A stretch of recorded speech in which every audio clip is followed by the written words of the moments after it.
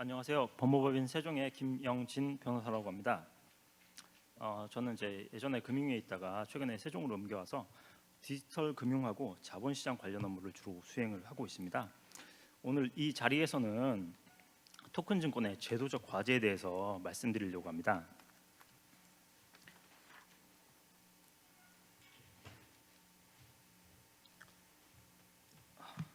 토큰 증권의 제도와 동향입니다.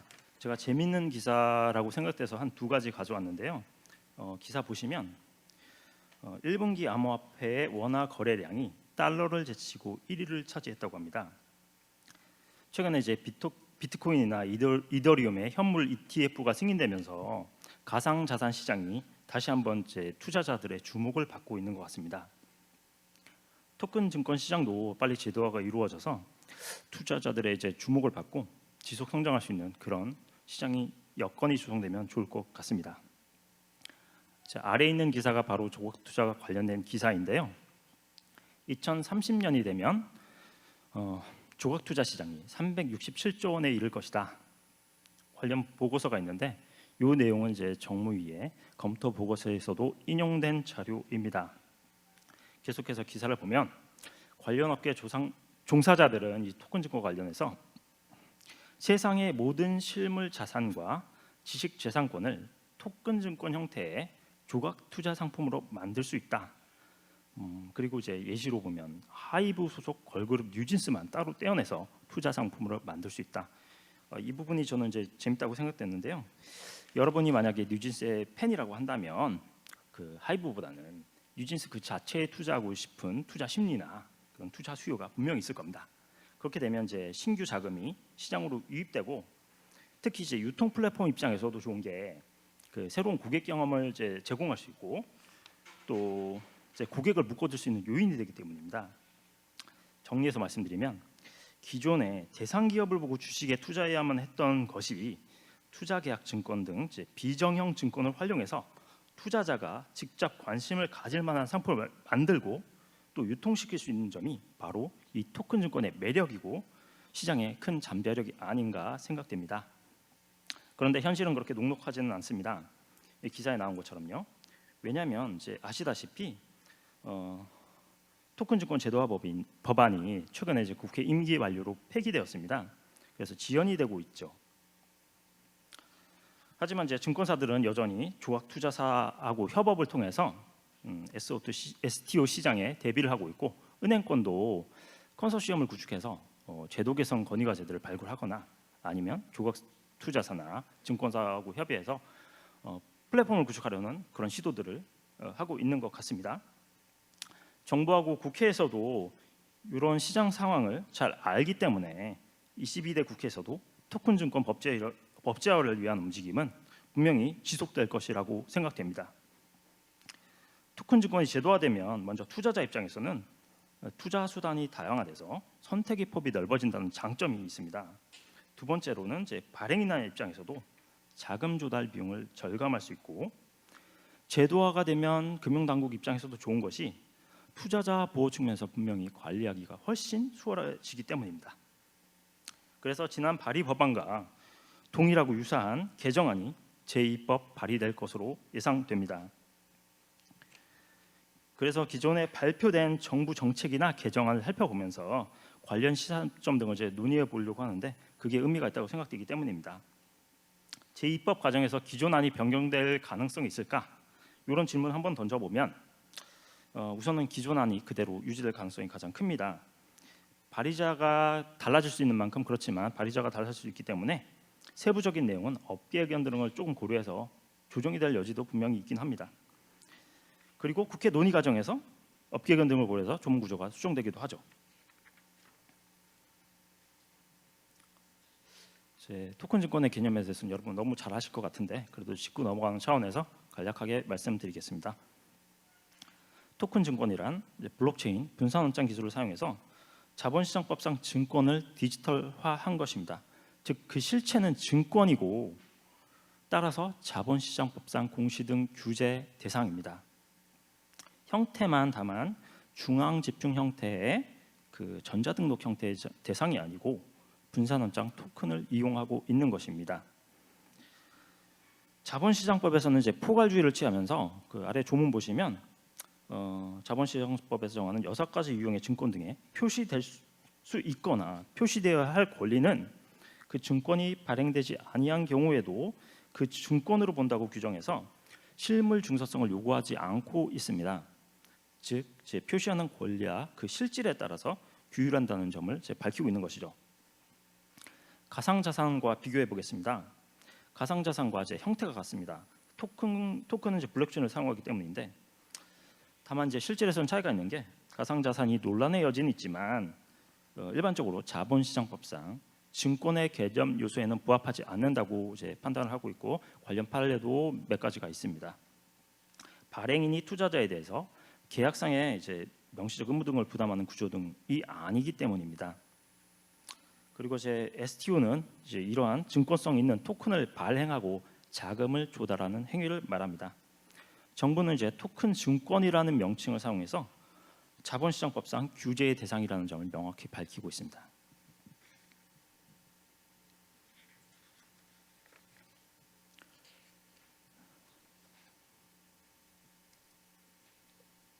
제도적 과제에 대해 말씀드리기 전에 현행 제도의 한계에 대해서 먼저 살펴보고 가겠습니다. 토큰 증권과 관련해서 제도 개선 추진의 배경이 된 현행 제도의 문제점 그리고 제약 요인을 살펴보겠습니다. 첫째, 디지털 증권의 발행 방식이 현재는 제한되어 있습니다. 미술품, 음원 등의 조각 투자와 관련된 토큰 증권은 현행법상 증권의 발행 형태로 인정되지 않고 있고, 그래서 시장에서는 미러링 방식을 활용하고 있습니다. 두 번째로는 비정형 증권의 소액 자체 발행이 어렵습니다. 비정형 증권을 소액 발행하려면 현재 제도와는 좀 부합하지 않는 측면이 있는데, 발행인이 직접 발행할 수 없고 증권사를 통해서 예외 없이 중앙 집중 형태로 관리해야 되기 때문입니다. 그리고 세 번째로는 투자계약증권이나 비금전 신탁수익증권의 발행 유통 체계가 없는 상황입니다. 투자계약증권은 현행 자본시장법상 발행에 있어서만 증권으로 인정되고 유통에 있어서는 증권으로 보지 않는 그런 문제가 있죠. 그리고 자본시장법상 투자계약증권이나 비금전 신탁수익증권의 유통, 그걸 전제한 인가 단위도 없습니다. 이렇게 문제점이 있어서 정부에서는 다양한 비정형 증권을 소규모로 발행 유통시키고자 하는 그 시장의 니즈를 좀 고려해서 샌드박스를 통해서 해결을 하고 있는데, 이게 좀 심사가 지연되고 한시적 규제 특례에 불과하다는 이런 한계는 아직 남아 있는 것 같습니다. 이러한 문제점들을 고려해서 정부에서는 토큰 증권 발행 유통 규율 체계 정비 방안을 마련한 바 있습니다. 이미 잘 아시겠지만 먼저 토큰 증권을 전자증권법상 증권 발행 형태로 수용하겠다고 했습니다. 토큰 증권을 제도권으로 편입하면서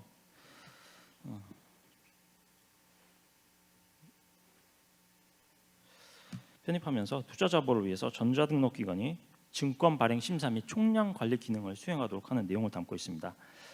이를 위해서 예탁원은 블록체인 네트워크상에서 모니터링 노드의 역할을 수행하게 될 것으로 예상됩니다. 두 번째로는 발행인이 토큰 증권을 직접 등록 관리할 수 있는 그런 발행인 계좌 관리 기관을 신설하는 과제입니다.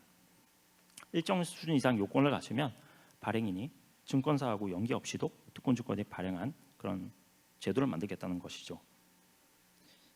이것은 분산 원장이 위변조가 없기 때문에, 위변조의 가능성이 낮기 때문에 발행인이 직접 계좌를 관리하더라도 그 리스크가 크지 않다고 보는 데 기인한 것입니다. 이 두 가지 과제는 전자증권법상의 과제입니다. 다음으로 다양한 비정형 증권 발행과 유통을 원활하게 하기 위해서 투자계약증권이나 수익증권과 관련된 장외거래 중개업을 신설하겠다는 내용을 담고 있습니다. 그리고 사모 소액 공모 활용도도 개선하겠다는 내용도 들어가 있고요. 그리고 마지막으로 가이드라인 과제로서 디지털 자산의 증권성 판단 여부, 이게 좀 불명확한 부분이 있어서 관련 사례를 축적해서 가이드라인을 제시하겠다고 했는데 이미 발표를 했죠.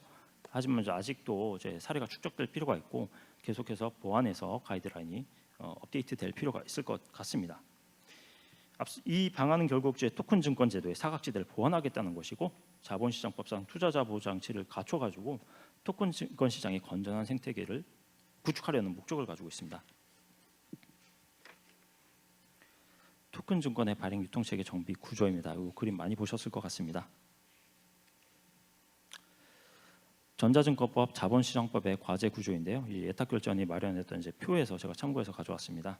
그 내용을 보시면 법 개정 과제, 시행령 등 하위 규정 개정 과제로 잘 분류해 주셨는데 여기 보면 특히 빨간색으로 표시된 부분입니다.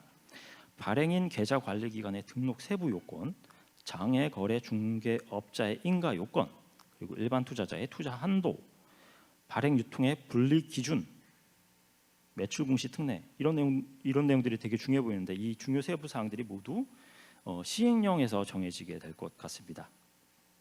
그리고 정무위 소위 논의 과정에서도 다만 시행령 안에 개략적인 내용에 대해서 질의가 들어오기도 합니다. 이렇게 시행령에 중요한 사항이 다수 위임되어 있기는 하지만 세부 규제가 시행령에 있으면 장점도 있습니다. 시장 상황에 따른 대응이 가능하고 단계적 규제 완화가 보다 용이해지는 측면이 있기 때문입니다. 그래서 당장은 아니더라도 당장 법이 시행되고 규제가 까다롭다고 느껴지더라도 투자를 해서 선점하는 것도 합리적인 방안이 아닌가 생각됩니다. 왜냐하면 정부에서는 제가 경험한 바로는 업계에서 시장이 생기고 그다음에 시장이 움직이는 과정에서 나오는 문제점들을 개선하기 위해서 계속 시행령들을 개정해 나가고 규제 완화를 해주는 시도를 할 것이기 때문입니다.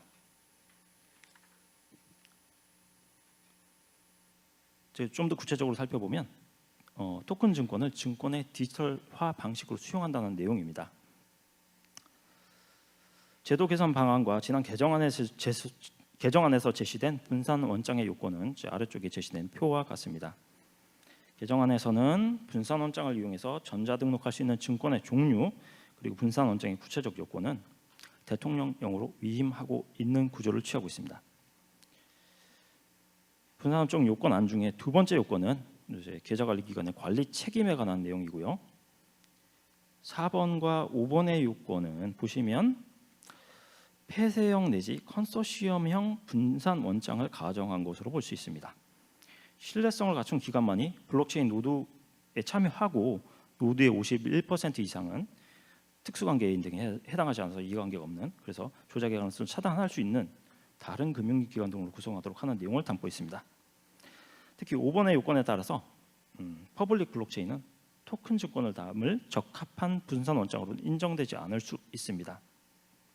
다만 정부에서는 명시적으로 퍼블릭 블록체인 형태는 금지되는 것은 아니라고 얘기하긴 했는데 사실상 초기 단계에서는 컨소시엄 형태 이게 주로 활용되지 않을까 싶습니다.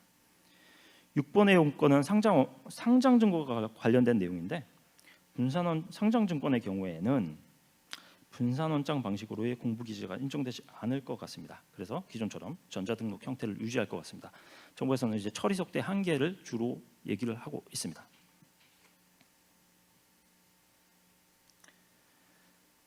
발행인 계좌관리기관 제도에 대한 내용입니다. 사후적 저작하고 변경이 어려운 블록체인의 장점을 이용해서 조각투자 사업자 등이 발행 비용을 낮추도록 하겠다.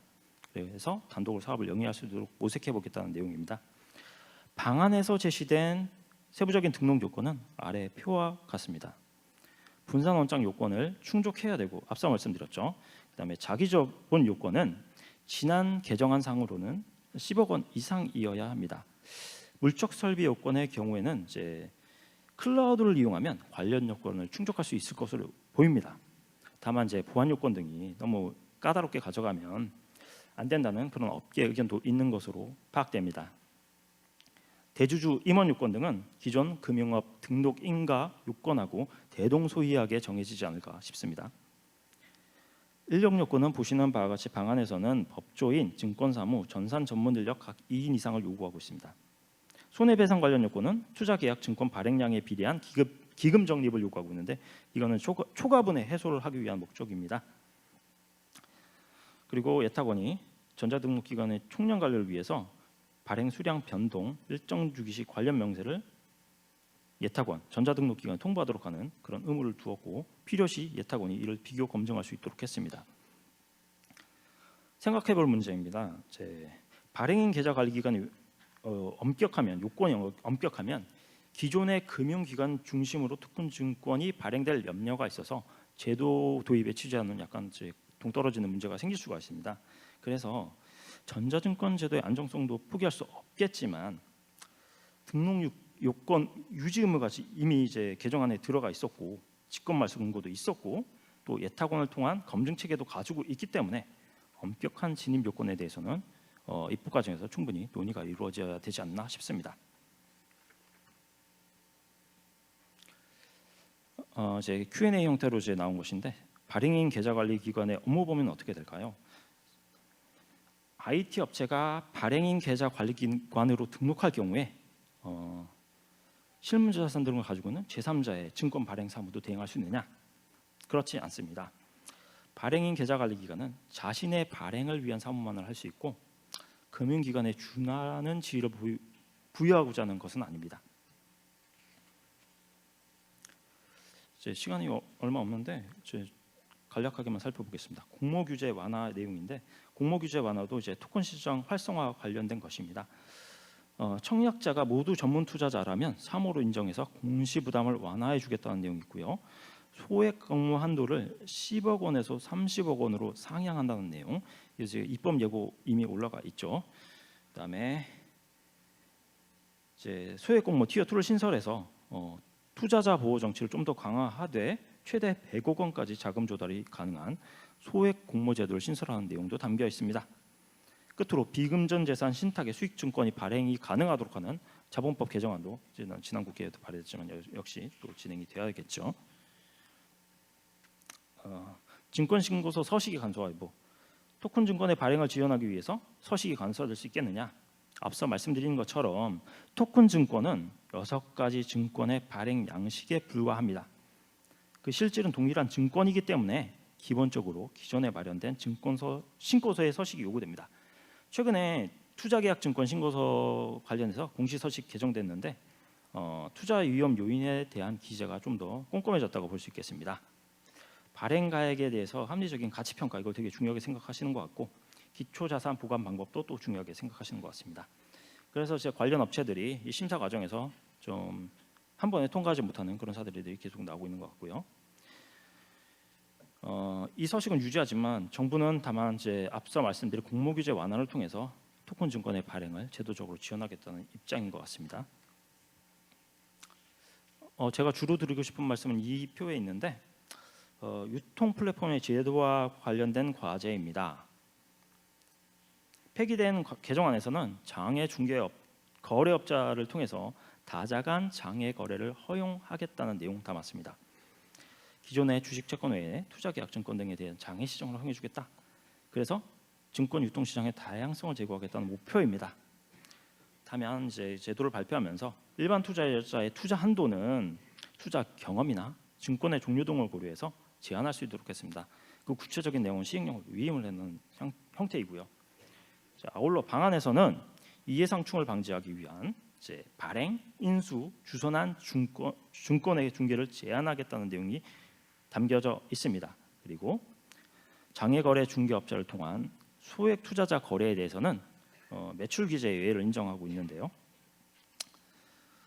방안에서 이처럼 투자 한도나 투자자 참여 제한 등이 논의되는 이유는 장외 시장에서의 매출 기재 공시 의무가 면제되기 때문입니다. 그런데 유동성이 확보되지 않고 유통시장이 활성화될 수 있겠느냐? 유통시장이 활성화되지 않으면 오히려 산업 발전과 투자자 보호에 문제가 발생할 여지가 있습니다. 최근 미술품 조각 투자 시장의 경우가 그러한 양상을 보이고 있는 것 같습니다. 그래서 마지막 부분에 제가 써놓은 것처럼 토큰 증권의 효용성 제고, 사업성 확보를 고려해서 향후 입법 과정에서는 시장 현실에 맞는 투자 한도 설정 방안, 그게 아니면 발행과 유통의 분리 예외 등도 충분히 논의될 필요가 있지 않나 생각합니다. 발행과 유통의 분리 예외를 인정할 경우에는 시장 감시 기능의 강화라든지 내부 통제 장치의 강화 등의 규제 장치를 고민해 볼 수 있겠습니다.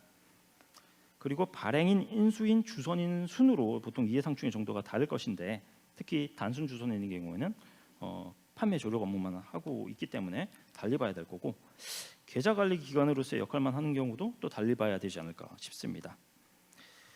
발전적인 시장 형성을 위한 이제 얘기를 말씀드린 건데, 당장은 아니더라도 투자 한도나 이 관련 규제는 장외 시장의 이제 정착과 성장에 따라서 단계적으로 이제 완화하거나 확대해 주는 방안을 검토해 보면 좋지 않을까 싶습니다.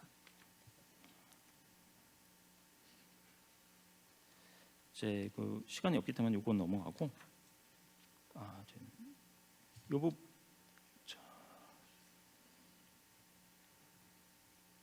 이 부분만 하나 말씀드리고 이제 마무리하겠습니다.